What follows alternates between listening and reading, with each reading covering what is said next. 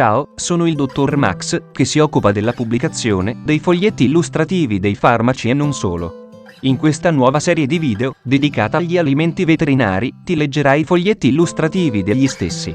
Prima di iniziare, ti ricordo di iscriverti al canale, mettere un mi piace al video e commentare con le tue esperienze personali, in base ai prodotti utilizzati, in modo da avere sempre a portata di mano uno strumento utile a tutti, che ti aiuterà ad ottimizzare le cure per la tua salute, grazie alle esperienze condivise.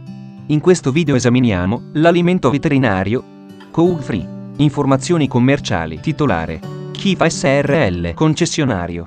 Kifa SRL, confezioni. Code Free 790G. Formulazione: prodotti ottenuti dalla trasformazione di erbe, radice di zenzero in polvere 283.571 mg/kg, radice di enula in polvere 253.142 mg/kg, radice di genziana in polvere 35.428 mg/kg, farina di alghe marine, kelp, 106.285 mg/kg, semi di fieno greco, Trigonella Phoenum graecum, 101.357 mg/kg, fiore di zolfo 70.857 mg/kg, fosfato bicalcico, carbone vegetale, carbonato di calcio. Umidità 13%, proteina grezza 10%, oli e grassi grezzi 10%, fibra grezza 10%, ceneri grezze 21,50%, calcio 2,2%, sodio 0,25%, fosforo 0,8%.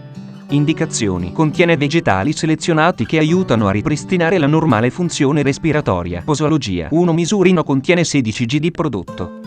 Somministrare con l'alimento 2 misurini al giorno per i primi 14 giorni, poi proseguire con 1 misurino al giorno fino ad esaurimento della confezione. Avvertenze: non somministrare a cavallo gravido da fecondare. Può causare diarrea. Da non usare prima di interventi chirurgici. Da usare con cautela in animali con disturbi della tiroide. Si raccomanda di sostenere le funzioni respiratorie. Fonte: Codifa, l'informatore farmaceutico.